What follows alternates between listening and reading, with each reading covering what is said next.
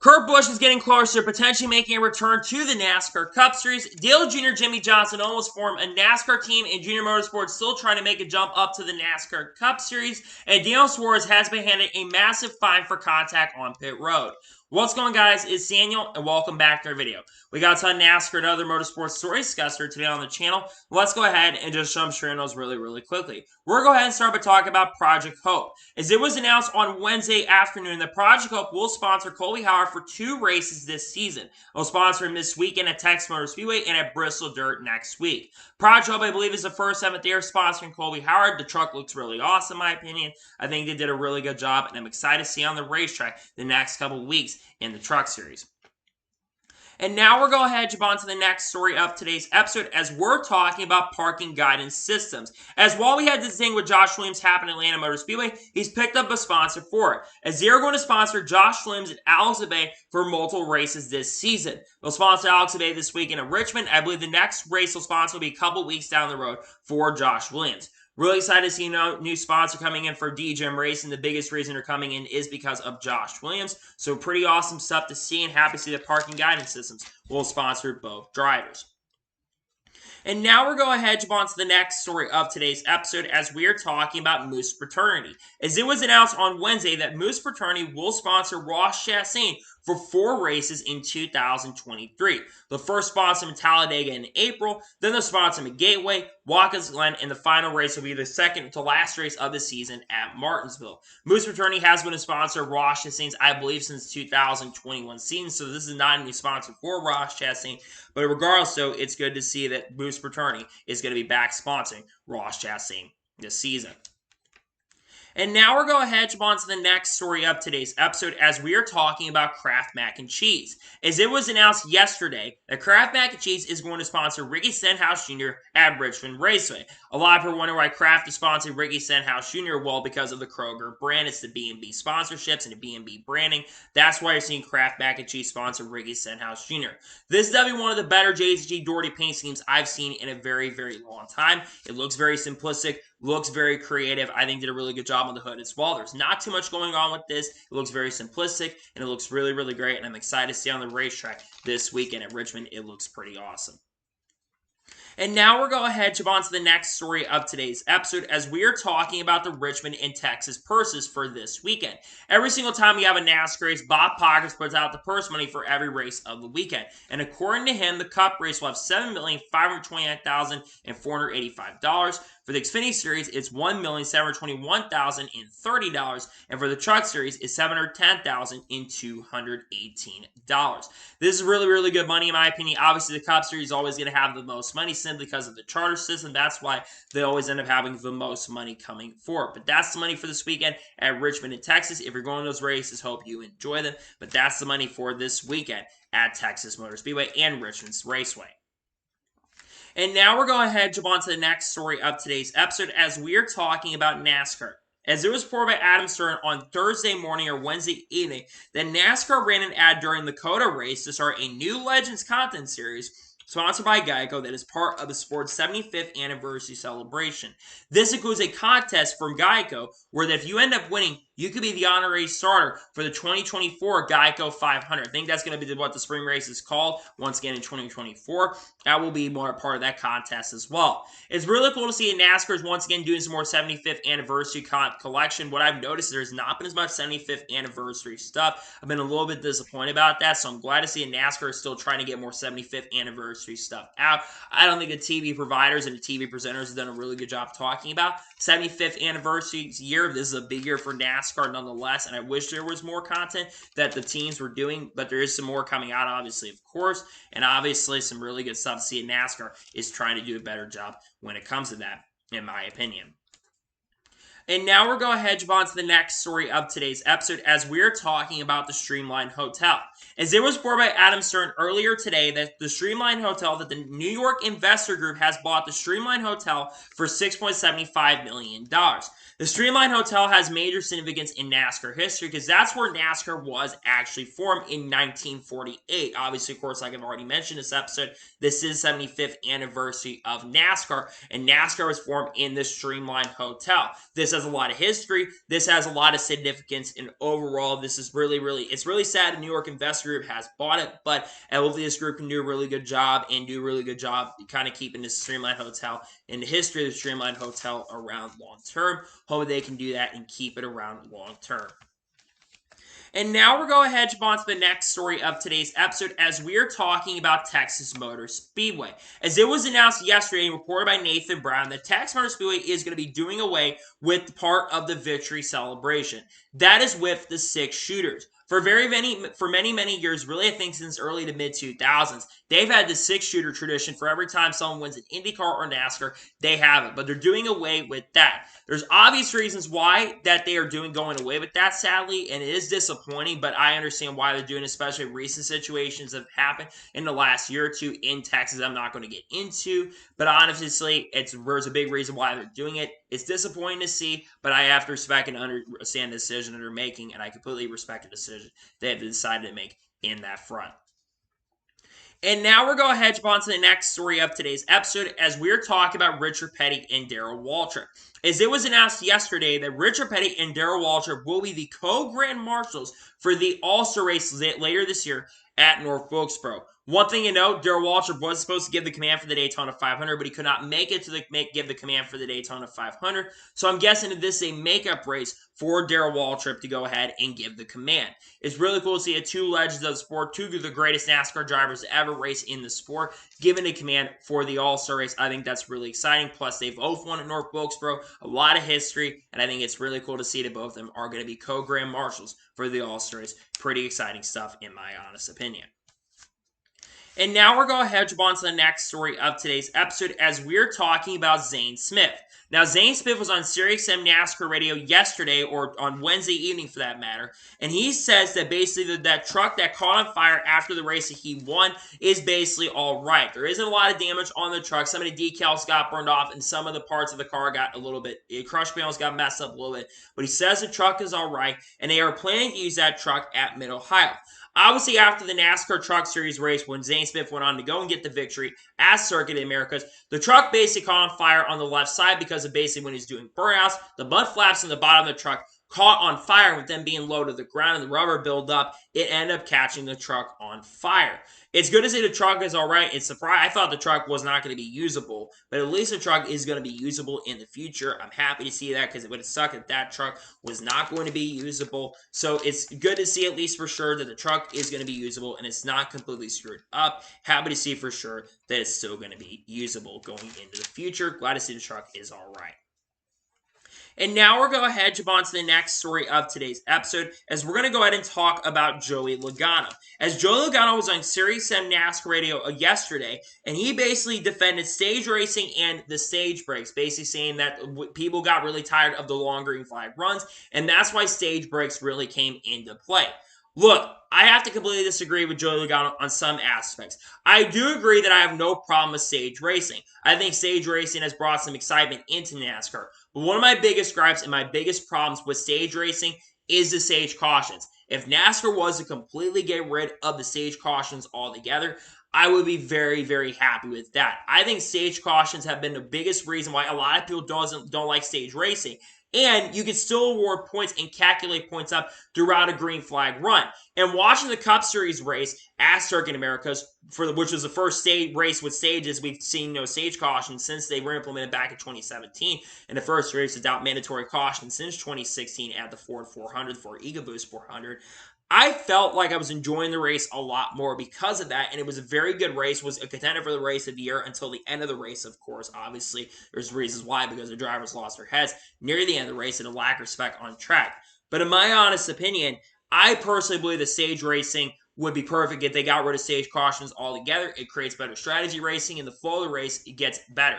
Joey Logano, historically, though, is really good on short runs, and that's why basically Joey Logano likes the stage breaks, so that basically he'd have better stage runs and being more aggressive, because he's not as good on the long runs as he is traditionally on shorter runs. That's why he likes that. But still, I personally would just, in general, get rid of the stage breaks. I don't agree with Joey Logano on that front, and I think stage breaks completely need to go away, in my opinion.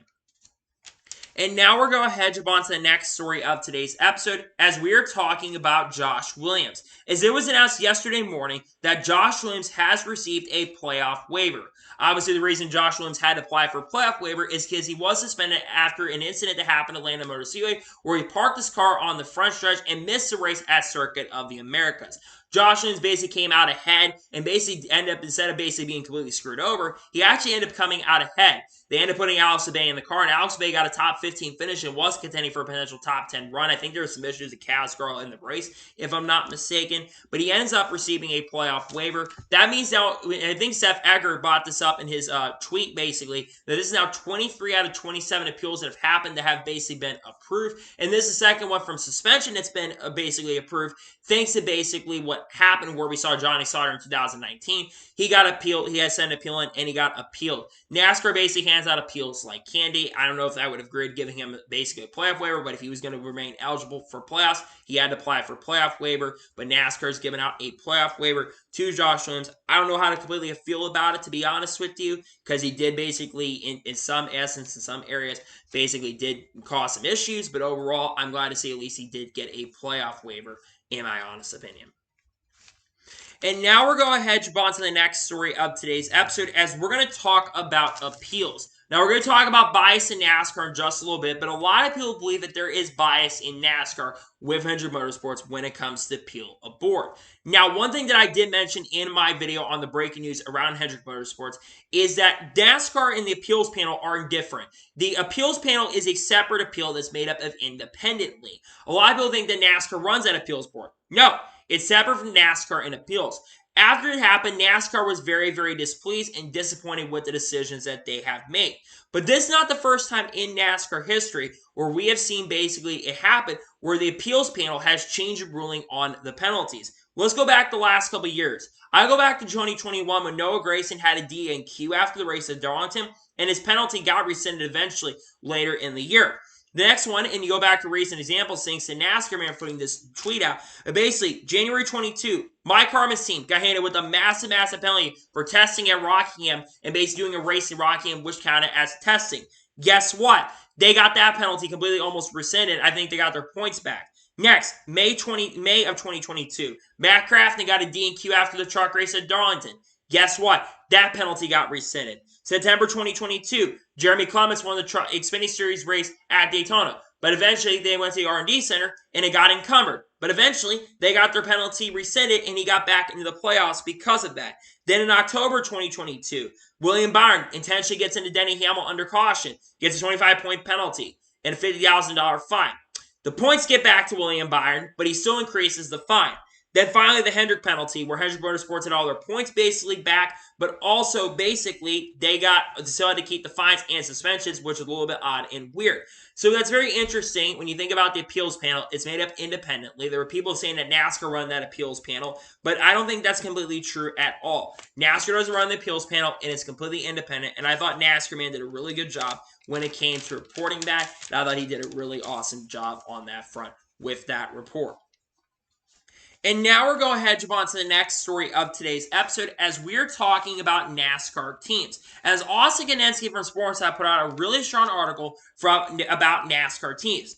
And basically a lot of NASCAR teams do believe that there is bias toward Hendrick Motorsports from NASCAR.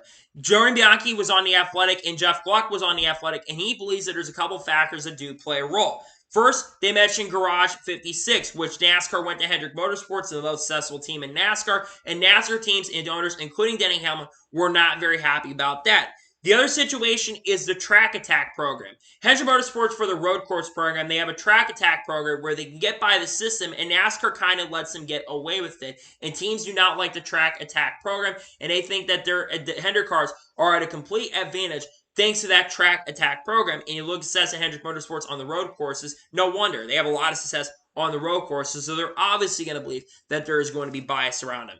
I don't think NASCAR completely plays favorites. I'm just going to be honest. Yes, did they go to Hendrick Motorsports with the Garage 56 entry? Yes, absolutely. Do people think that Hendrick Motorsports basically cheated their way into a penalty and they got away with it? Maybe. Some people do believe that for sure. But in my honest opinion, when it does come to this, when it comes to this situation, I don't completely believe that there's bias toward a team. Obviously, NASCAR was not happy with the decisions that the appeals panel made. An appeals panel was the one who made the decision for Hendrick Motorsports to get their penalties rescinded. So I don't completely agree with the situation with that Bias situation, but I do understand people being upset about it. And I don't blame the teams for being upset. And Denny Hamlin basically said, I don't even know anymore. And because Denny Hamlin, of course, got a penalty of basically speaking on his podcast, which I don't agree with him getting a 25-point penalty for that. And his appeal, of course, is coming up next week. The big question is going to be, when it comes to the other two teams, will Justin Haley's team, the College team, basically get the same treatment? And will Hamlin's team get the same treatment where they get their points back? We'll have to wait and see what happens. But hopefully, we'll see something come out of this in the foreseeable future. It's one thing to watch for sure, and we'll be waiting on that to get announced. And now we're going to jump on to the next story of today's episode as we are talking about Bubba Wallace. Now, Austin Canetzi from Sportsnet put out another really strong article around Bubba Wallace.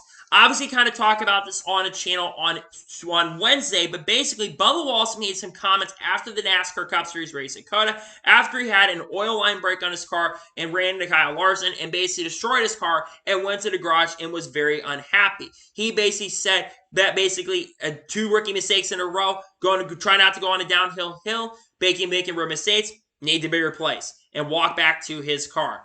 Obviously, 2311 had to respond to the comments on SiriusXM NASCAR Radio. I believe Steve Balletta who's the president of 2311 Racing, went on SiriusXM NASCAR Radio to discuss about this. And he basically says that 2311 supports Bubba Wallace's racing. He knows everyone supports him. They work through the ups and downs, that are continuing to work on the ups and downs throughout and basically work on that. Bubba Wallace is a driver that shows a lot of emotion. What's very interesting is Denny Hamlin and Michael Jordan. They're two of the people that can really do a really good job with that. Bubba Wallace is someone who has a lot of up and down emotions. And one thing that he's shown that over the years, he basically lives in the moment. And you have to respect Bubba Wallace for living in the moment. But also, it can be a detriment to Bubba Wallace. And this is why, sadly, Bubba Wallace has never made it to the playoffs at this point. And the team struggles in the beginning of the season.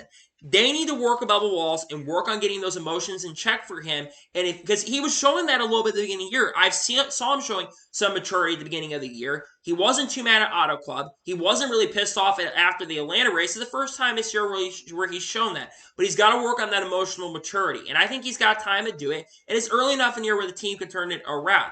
I know that historically they're not great at Richmond. Maybe that could change this weekend, though. And I think Bubba Wallace, he was showing some progress on the road courses. He was pretty fast before the issue. He was running around the top 10 area, was contending for a top 10 spot, battling Kyle Larson and those guys. Just something broke on the car. He can't control that. And even Kurt Busch was up in the booth saying that he can't control that sometimes. And it's a really unfortunate situation, too, because I really do believe that Bubba Wallace is trying his best to keep those emotions in check. But sometimes he does let his emotions get the best of him, and he's got to do a better job with that.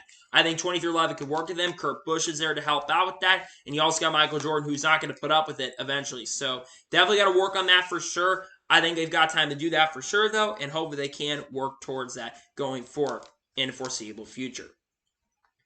And now we're going to jump on to the next story of today's episode as we're talking about Motorsports Games. Now, Mike Straw yesterday, or a couple days ago for that matter, put out an article around Motorsports Games once again. This guy has been doing a really good job, does work for Insider Gaming, has been putting out a lot of information, has been really the only insider in the gaming industry who's been putting out and talking about the situations that have been going on at Motorsports Games. And basically, he reported from a quarter four earnings call from 2022 that in the last 2 years, Motorsports Games has lost around $70 million since 2021. They lost $33 million in 2021, and they almost lost $37 million in 2022 alone. And apparently, there's a lot of worry and skepticism at Motorsports Games. And obviously, we've been following this story for a very, very long time, but there's not going to be an IndyCar game in 2023. It's been delayed till 2024. And NASCAR 23, according to what has been reported, did not even exit the design phase. They basically wouldn't even get out of the design phase. There was no alpha testing. There was no beta testing. They never got out of the design stage. Obviously, there's rumors and rumors that basically they could be doing another situation where we have another skin of NASCAR E5 in 2023, and that's basically going to be on the Switch once again. But it's a really, really sad situation what's going on in Motorsports Games. I have never seen a company this bad, and I've been seeing gaming for a very, very long time. And this company has basically been one of the biggest embarrassing companies I have ever seen. Everything going on with this company is a joke. It's an embarrassment. The clown show going on at this company, and it is very, very disappointing to see. And the fact that, in my opinion, when it comes to situation, NASCAR and IndyCar need to do their job and their part, and they need to get out of this contract with Motorsports Games immediately and go work at Monster Games, because Monster Games has iRacing working with them right now. I think NASCAR could absolutely benefit from that, because I think iRacing has helped Monster Games. From what I heard, World of Outlaws game was really, really good. The SRX game, from what I heard, is also really, really good. And I would love for them to go back and work with that, because at least you have potential making a game that's actually playable. And the NASCAR Heat Series, while it wasn't perfect by any stretch of the imagination, it was still better. But we haven't had a universally loved NASCAR game come out in nearly 20 years. The last one, from what people say, was NASCAR 7. It came out in 2006, in September of 06.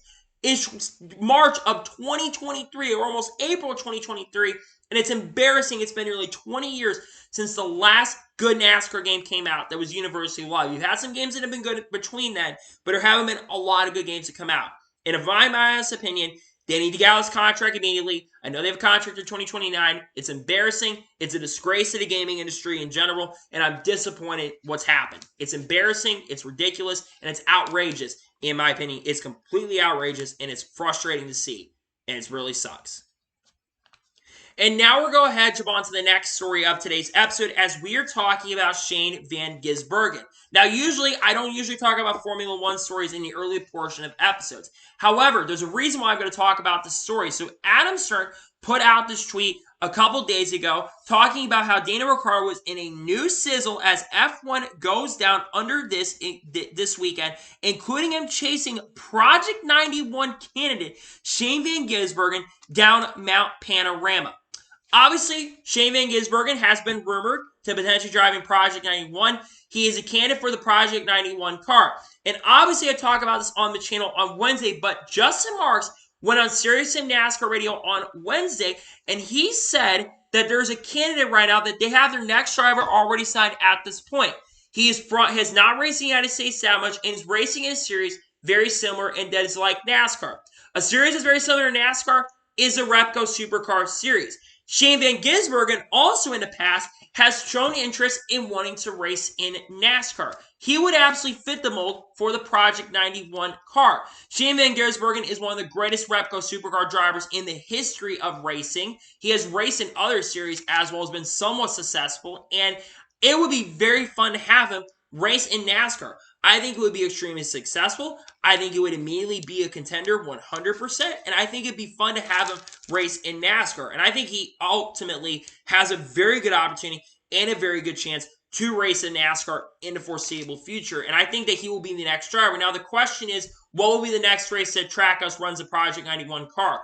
Word on the street of rumors, it could be the Chicago Street Course. It might be a while before we see him back out on the track. They're supposed to run multiple races this year. It won't be the same Kimi Räikkönen once again. Like I said, word on the street is going to be potentially Shane Van Gisbergen. That's who I think it's going to be. And he fits the mold of what Project 91 is supposed to be, giving drivers opportunities and giving them chances to drive this car. So I think it is going to ultimately be Shane Van Gisbergen. And I think it could be Sonoma. Sonoma's been rumored, but it also could be the Chicago Street Course. We're going to have to wait and see what happens in regards to who they decides to bring in, what track they decide to go to. But I do believe that we are going to see him run the Project 91 car next. And I think it'll be either Chicago Street Course or Sonoma in the future. We'll wait to see what happens, and hopefully we'll find out very, very soon when it'll be running once again.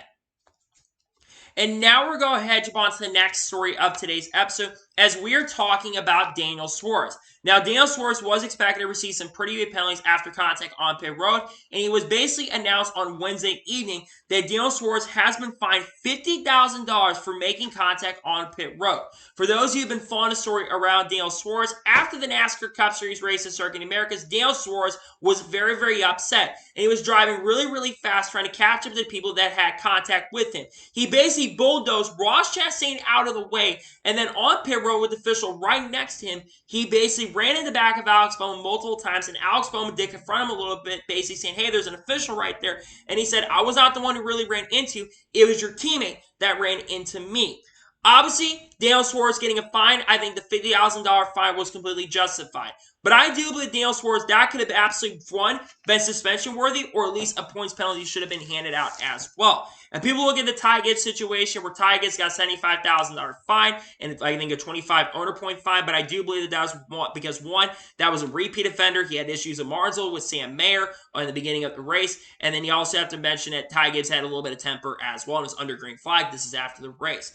I believe it should have gotten a points penalty, though. I think the fine is fair. I think the $50,000 fine is partly fair, but I think he should have easily gotten at least a 10 to 20 point penalty.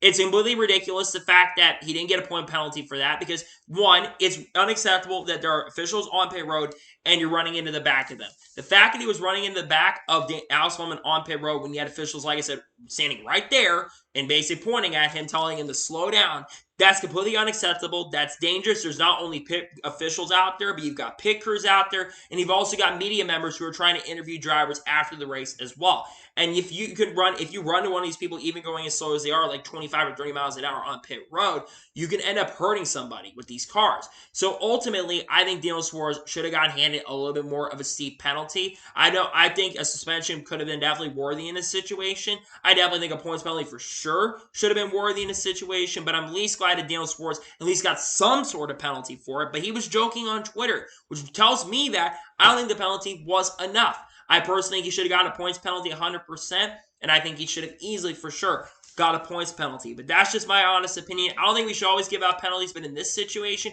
when you got officials on pit road, you've got to give a little bit more of a harsher penalty, and I personally think he should have gotten a little more of a difficult penalty, in my honest opinion. And now we're going ahead and jump on to the next major story in today's episode, as we're talking about Dale Jr. and Jimmy Johnson. Now, there was a very interesting tidbit that came out during the Chip Ganassi podcast on the Dale Jr. Down. At the 1 hour and 54-minute mark, and Reddit put this out as well, that Dale Jr. mentions that he and Jimmy Johnson were planning on creating a Cup Series team for Jimmy Johnson took ownership of Legacy Motor Club. Now, obviously, there's been rumors that Jimmy Johnson have been approaching individuals about potentially forming NASCAR Cup Series teams for going over to Legacy Motor Club. Obviously, the first one being Hendrick Motorsports. Jimmy Johnson, of course, had a ton of success at Hendrick Motorsports, 7 NASCAR Cup Series championships and over 80 wins in the NASCAR Cup Series, and a lot of success at Hendrick Motorsports. He was looking to try to maybe join the ownership group at Hendrick Motorsports, but obviously with Rick Hendrick and Jeff Gordon being owners of the team at the current moment right now, Jimmy Johnson decided to go over to Legacy Motor Club. Could you have imagined Dale Jr. and Jimmy Johnson teaming up and being owners in NASCAR? That would have been an absolutely dominant pairing. They could have hired drivers in their Xfinity Series team. They could have gotten a lot of talent. They could have brought over Eric Jones. They could have even worked with getting the Legacy Motor Club branding. Dale Jr. and Jimmy could have taken some of the charters from that point, because we know Dale Jr., he's trying to get in the Cup Series and he's trying to get ownership. But I think it's absolutely interesting to see that Dale Jr. and Jimmy Johnson, like I said, were talking about maybe taking up an ownership role in NASCAR in some form, in some capacity. They could have hired a lot of great drivers. They could have definitely hired easily a lot of great talent for sure. And overall, I think it is really exciting to see that there was some interest. It's definitely interesting to think about, because we know that, like I said, we know that Dale Jr. has shown interest. He wants to get involved in NASCAR ownership in the Cup Series. But if Dale Jr. and Jimmy Johnson teamed up, that would have been an incredible pairing. They could have had a lot of success. They easily could have gotten sponsorship. Funny, because Dale Jr. Jimmy Johnson attracts sponsors like it's nothing. You've got Carvana working with Jimmy right now. You've got Club Wyndham working with Jimmy Johnson as well. You got Dale Jr., who's got Hellman's working with him, and High Rock Vodka working them. So obviously sponsorship would not have been an issue, and they probably could have been able to hire any driver. Matt DiBenedetto could have been a driver they hired for all we know. Matt DiBenedetto, I think, is a better driver than people give him credit for. I think he's not a driver that got the respect he deserved. I know there were issues with Matt DiBenedetto, but he would have been a great driver to bring in. Heck, they could even hire Kyle Weatherman. I think Kyle Weatherman is an extremely talented driver who gets the best out of equipment every time in the Xfinity Series. He's never really had an opportunity racing Cup. I know he made one start, but that was a Starcom Racing of all teams, and he didn't really get an opportunity to show anything outside of that. He's had a couple starts at Rick Ware and has outformed that equipment as well. But I think it would have been really cool to see Dale Jr. Jimmy Johnson team up in the Cup Series. I think it would have been fun. Really, really cool. And it could have been one of the most incredible things we've ever seen. So maybe in the future, Jimmy Johnson does in the future leave Legacy Motor Club and go and work with Junior. I don't think that's ever going to happen, but you never know at this point, and we'll see if that ever happens. But right now, I don't think that'll happen, at least for the foreseeable future. And now we're going ahead and jump on to the next major story of today's episode as we're talking about Junior Motorsports. Speaking of Dale Jr. and ownership, Dale Jr. and Chip Ganassi was basically trying to say that Dale Jr. needs to get up to the Cup Series and bring Junior Motorsports up to the Cup Series. Well, Dale Jr. revealed that he is still trying at this point to get up to the Cup Series here and is wanting for sure to get back and get up to the NASCAR Cup Series. This has been a story that's been going around really for the last years. It started all the way back in 2021. And reports indication started back after Josh Berry won his first ever NASCAR Xfinity Series race, driving the 8 car at the time before Sam Mayer took over for the rest of this season. And Dale Jr. revealed then that he's been trying to get into the Cup Series for a very, very long time. What is the one thing that Dale Jr. has said that's been holding back? Well, he basically says the charter prices. The charter prices are very, very expensive right now at the moment. Basically, it's saying that the charter price right now are around $30 million right now, and they continue to increase. Because a few years ago, they were like $10 million, and it could have been easier to get in then. They have gone up exponentially over the last couple of years. But it's worth trying. And obviously, Dale Jr. has said that he has actually tried to get up to the Cup Series. I know he's probably had conversations with teams like Spire Motorsports, and we'll get into them here in just a second when it comes to the charter situation there. But Junior Motorsports obviously does want to go Cup racing. It's been no secret. Junior wants to make the jump up, and I think there's a chance it could happen next year. Now, if Junior Motorsports is to make up the jump, what could be a potential scenario for him to get up to the Cup Series? Well, there is a scenario that I could see actually playing out. It involves with a team that he's actually associated with in the NASCAR Xfinity Series at the moment, and it is Spire Motorsports. Spire Motorsports currently has 2 charters at the moment right now. Corey LaJoie drives a 7, and Ty Dillon drives a 77 at the moment right now. Well, one of my theories is that they basically take one of the charters away from Spire Motorsports because of the struggles that that 77 car has had, and they give that charter to Junior Motorsports. I'll explain why. Junior Motorsports and Spire Motorsports have a partnership now in the NASCAR Xfinity Series at the moment where Carson Osbar is going to make select starts, and Junior Motorsports is going to have some work with the Spire Motorsports organization there, and they're going to provide a lot of technical analysis with the team. Plus, if I'm looking at Spire Motorsports right now, and I look at success that team is having with Corey LaJoie, I think if Spire Motorsports only had 1 car this year, they'd be doing way better right now. I think Corey LaJoie is completely outperforming the equipment, and they're putting a lot more effort in that 7 car right now than they are putting right now in the 77 car. Ty Dillon has had 1 finish inside the top 30 in the first 6 races of the season. And if I'm in Ty Dillon's position, I'm either going back to the Xfinity Series and driving for my father's team or driving for another team, or I'm going to go and work in the ownership side of things and work as a higher up at Richmond Racing, where very similar to his dad, he could be very, very successful at that. Ty Dillon's had some success doing some things in business ventures, and he probably can help bring sponsorship and funding into there. So that's where I think the charter would come from if Junior Motorsports was to jump up to the Cup Series next year. Do I think it will happen? It's time will tell. I think there's definitely for sure a chance that Junior Motorsports could maybe make up a jump in 2024. Now, obviously, what drivers could they go and hire for the Junior Motorsports team? Obviously, if I was looking at potential drivers, maybe Eric Jones, perhaps. Eric Jones has been rumored and people think he could go to SHR next year. I know he's under a multi-year deal with Legacy Motor Club, but there's sponsorship issues over Legacy Motor Club. Obviously, Focus Factor is no longer sponsoring Legacy Motor Club at the moment right now. They basically lost their sponsorship with that company not too long ago, so that could be a potential scenario that comes into play. Maybe Martin Truex Jr. goes over there. I know Martin Truex Jr., obviously, we don't know the future past 2023. He could basically won't announce that basically until September. I think there's a chance he can come back next year. But if not, I could see him going over and driving for Junior Motorsports since basically Dale Jr. gave Martin Truex Jr. an opportunity. And then you obviously have other drivers, maybe Matt DiBenedetto perhaps. Matt DiBenedetto is part of the Chevy plant, and Matt DiBenedetto would not be a bad driver to go with to start up a new Cup Series team. That wouldn't be a bad shout. What about some drivers existing, in his Xfinity Series program? Brandon Jones. I know Brandon Jones has struggled in the NASCAR Xfinity Series start 2023, but Brandon Jones has shown that he can succeed when you give him more experience, and Brandon Jones, I think, has that sponsorship funding from Menards, so that could easily be a thing that could get him into the Cup Series for sure. Obviously, Josh Berry, though Dale Jr. has kind of said he doesn't really want to push Josh Berry up, but if I was Dale Jr., I'm looking at bringing Josh Berry up because Josh Berry has a lot of talent and has learned very quickly with the next-gen car, and I think the more experience you give Josh Berry, the better he's going to be. And obviously, you got drivers like Sam Mayer, Justin Allgaier they could easily use. Hell, even Carson Quaffle could be a potential possibility. Who knows at this point what's going to happen in regards to that, but I think that there is absolutely for sure a possibility we could see Junior Motorsports up in Cup next year. Junior wants to go Cup racing next year, and he for sure still is trying to get up to the Cup Series. We'll see what happens going forward, but I think there's absolutely a chance and a possibility that Dale Jr. could be up in the Cup Series as early as 2024, but we'll have to wait and see what happens.